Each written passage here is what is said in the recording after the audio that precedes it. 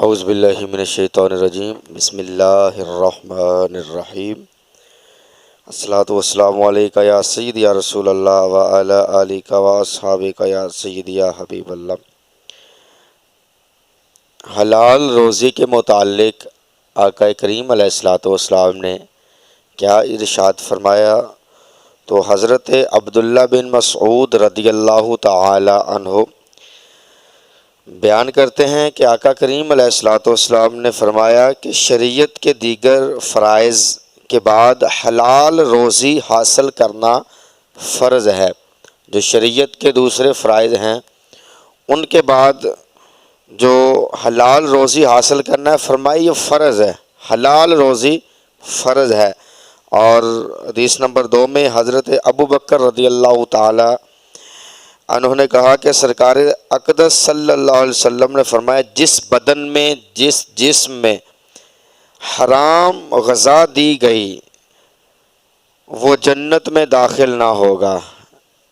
جس جسم کو حرام غذا دی گئی، کھانا دیا گیا، وہ بدن جسم جو ہے وہ جنت میں داخل نہ ہوگا۔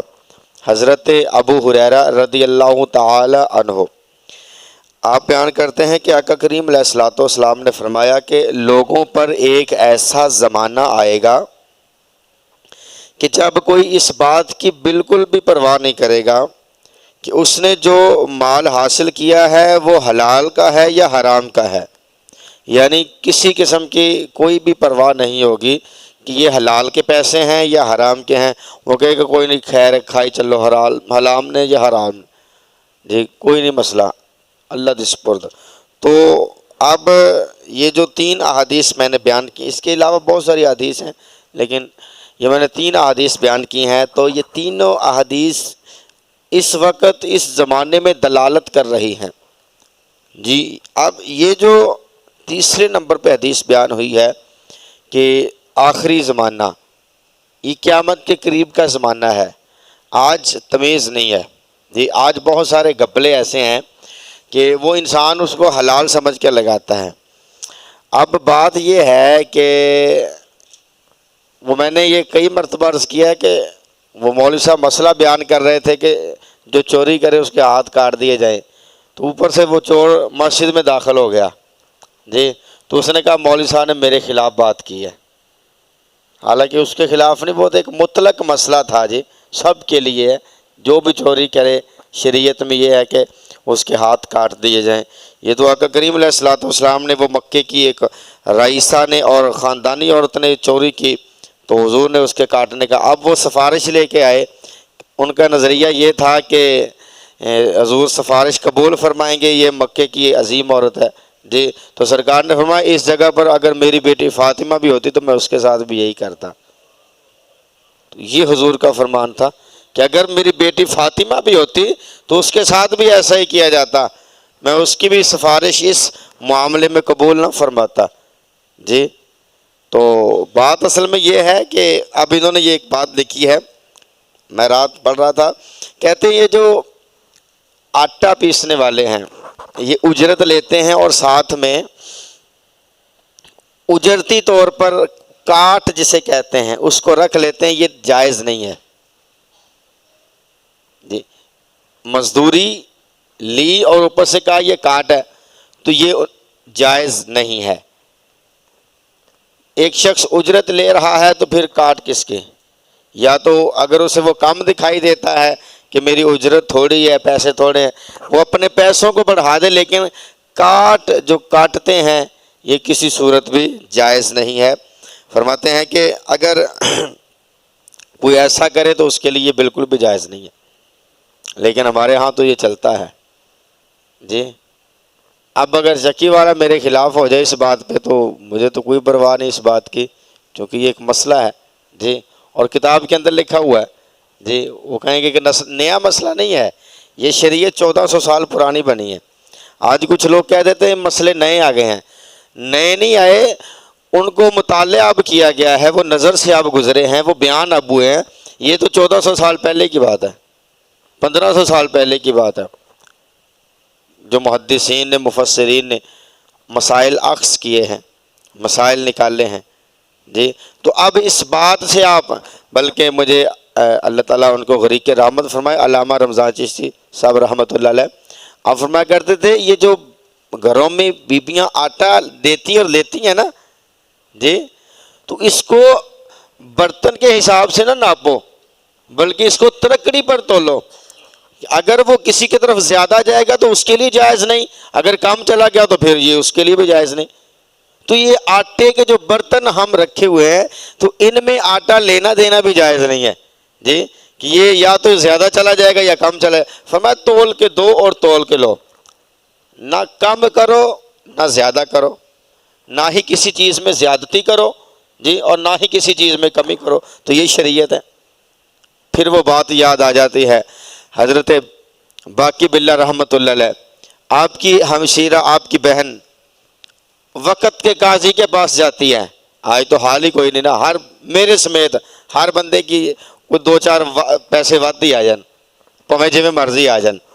باقی باللہ رحمۃ اللہ علیہ کی ہمشیرہ وقت کے قاضی کے پاس گئی اور جا کر کہنے لگی کہ مسئلہ ہے ایک۔ اس نے کہا پوچھئے کیا مسئلہ ہے؟ تو کہا کہ مسئلہ یہ ہے کہ ایک محل ہے، اس کی رات کو کھڑکی کھلتی ہے، اس میں سے روشنی آتی ہے، کیا اس روشنی میں بیٹھ کر میں سوت کاٹ سکتی ہوں؟ اس روشنی میں بیٹھ کر سوت کاٹ سکتی ہوں؟ تو قاضی مفتی نے اس وقت کہا کہ تم کون ہو؟ پہلے یہ مسئلہ میں تجھے بعد میں بتاؤں گا، پہلے تو یہ بتا تو ہے کون ہے؟ یہ مسئلہ کوئی عام بندہ نہیں پوچھ سکتا، یہ مسئلہ کوئی عام نہیں پوچھ سکتا، پہلے تو مجھے یہ بتا تو کون ہے؟ اس نے کہا میں باقی باللہ کی بہن ہوں۔ فرمایا پھر تیرے لیے جائز نہیں ہے، تیرے لیے جائز نہیں ہے، کیونکہ تمہارے بھائی اور تمہارے تقوی کا معیار اتنا بلند ہے کہ یہ تمہارے لیے جائز نہیں ہے، دوسروں کے لیے جائز ہے۔ تو آج ہمارے تقوی کا معیار کیا ہے؟ 1 روپے کی خاطر اور بعض کا چند پیسوں کی خاطر، کہتے ہیں بعد میں پیسے بڑھ جائیں گے، جیسے جیسے چیز بڑھے گی، تو چند پیسوں کے خاطر ہم اپنا ایمان بیچ دیتے ہیں، ہم بے ایمانی کرتے ہیں، ہم جناب محترم خیال نہیں کرتے کہ 1 لاکھ حلال ہے، اس میں سے 10,000 حرام کے ڈال کے اس کو بھی ہم داغدار کرتے ہیں۔ تو اس لیے یہ جو مصطفیٰ کریم علیہ الصلوۃ والسلام کی احادیث ہیں تو ان پر اگر غور کریں گے، دیکھیے روزی اللہ نے مقدر میں لکھ دی ہے، آج کا انسان روزی کے پیچھے بھاگتا ہے، حالانکہ یہ تو مقدر ہے، اسے بھاگنا چاہیے اعمال کے پیچھے، عمل کے پیچھے، جنت کے پیچھے جی، جو ابھی تک مقدر ہے نہیں ہے۔ ایک چیز اچھا مزے کی بات یہ ہے، روزی کے پیچھے بھاگتے ہیں، جو روزی دینے والا ہے اس کے پیچھے نہیں بھاگتے۔ بھئی روزی والے کو پکڑو نا جی۔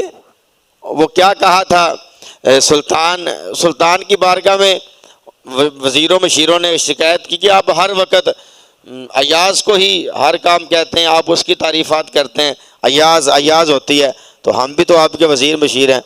تو سلطان انتظار میں تھا کہ کوئی ایسا کام نظر آئے کہ میں ان کو بتاؤں کہ میں ایاز سے اتنی محبت کیوں کرتا ہوں جی۔ تو سلطان کو پھر ایک موقع مل گیا، گھوڑوں پر کہیں جا رہے تھے تو ایک گھوڑے پر ہیرے جواہرات موتی لدے ہوئے تھے، تو وہ اس کا وہ اوپر سے کھل گیا، گٹھڑی کھل گئی، وہ ہیرے موتی سونا جواہرات سب بکھر گئے۔ تو سلطان نے کہا اٹھا لو جس قدر اٹھانا ہے، جو جتنا اٹھا لے گا اسی کا ہے، جو جتنا اٹھا لے گا اسی کا ہے۔ سارے وزیر مشیر وہ ہیرے موتی اکٹھے کرنے لگ پڑے، سلطان آگے نکل گیا، سلطان کے پیچھے ایاز کا گھوڑا تھا، جب سلطان محل میں پہنچا تو ایاز کا گھوڑا بھی پیچھے پہنچا۔ فرمایا ایاز تم نے وہ ہیرے موتی کیوں نہ لیے؟ میں نے تو تمام وزیروں مشیروں کو کہہ دیا تھا کہ یہ اٹھا لو، تو تم نے وہ ہیرے موتی کیوں نہ لیے؟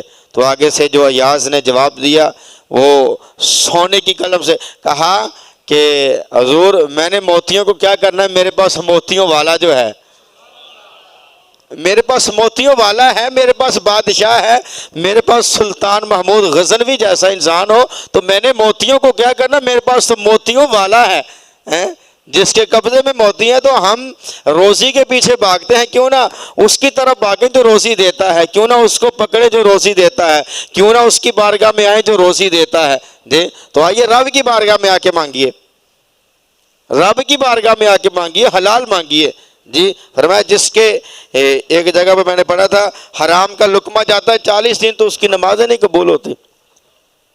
تو ہم پتہ نہیں روزانہ ہی حرام کھاتے ہیں۔ آج اولادوں میں ادب کیوں نہیں ہے؟ یہی وجہ ہے۔ آج چھوٹے بڑوں کی عزت کیوں نہیں کرتے؟ یہی وجہ ہے۔ آج ماں باپ بھی اولاد سے اس قدر محبت نہیں کرتے۔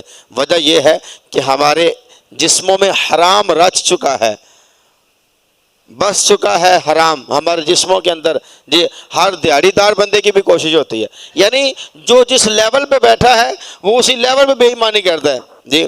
آپ فروٹ والے کی مثال لے سکتے ہیں جی، وہ بھی کوشش کر لیتا ہے، اللہ کا غریب آدمی ہے، بعض امیر بھی ہوتے ہیں، وہ بھی دیہڑی دار بندہ بھی کوشش کر لیتا ہے کہ چلو یار کو تھوڑی جو پھٹی لگ جائے، یہاں تک کہ اللہ ہمیں معاف فرمائے، اس میں ہم سب شامل ہیں۔ اللہ جب اپنا کرم فرماتا ہے، یہ جو ڈیوٹی کرنے والے احباب ہوتے ہیں جی، اگر یہ ڈیوٹی پوری نہیں کرتے، اجرت پوری لیتے ہیں، تو پھر یہ ان کے لیے بھی جائز نہیں۔ اس میں صرف مجبوری کو نکال کر ہے جی، کیونکہ مجبوری ہر انسان کے ساتھ ہے جی، ایمرجنسی ہے، مجبوری ہے، آنے جانے کا سلسلہ ہے۔ اس کے برعکس، اس کے علاوہ تو آج آپ دیکھ سکتے ہیں کہ ہم کام چور ہیں جی، کوشش کرتے ہیں جی کہ جو ڈیوٹی سے کم ہو جائے، لیکن تقوی کا معیار جو ہے وہ یہ ہے جو باقی باللہ کی ہمشیرہ کا تھا، کہا کہ تمہارے لیے جائز نہیں ہے، اوروں کے لیے جائز ہے۔ تو کیوں نہ ہم بھی ایسے ہو جائیں، ہمارا تقوی بھی ایسا ہو جائے اور بھروسہ صرف اللہ پر ہو، یا اللہ تو دینے والا ہے۔ رزق کا وعدہ جو کیا ہے جی، یہ دیواریں جب پرانے مکانوں کی گرائی جائیں نا تو پھر اندر سے بہت سارے کیڑے مکوڑے نکلتے ہیں۔ ہم نے ایسے بھی دیکھا ہے جو پلستر شدہ ٹائل لگی ہوئی دیواریں بھی گرائی جائیں تو اس کے اندر سے بھی کیڑے نکلتے ہیں۔ اب ان کیڑوں کو روزی کون دیتا ہے؟ اگر انسان کی سمجھ میں یہ بات آ جائے نا کہ اگر وہ 3-4 پردوں کے اندر کیڑے کو روزی دے سکتا ہے تو پھر چلتا پھرتا انسان تو اشرف المخلوقات ہے۔ انسان کیوں اپنا مقام کھو بیٹھا ہے جی؟ پتھر دے وچ کیڑے نو بھی فکر نہیں، یعنی اس کیڑے کو بھی فکر نہیں ہے پتھر کے اندر اپنی رزق کی، پتھر دے وچ کیڑے نو بھی فکر نہیں، اوتھے انہوں رزق پہنچاندہ اللہ ہے جی۔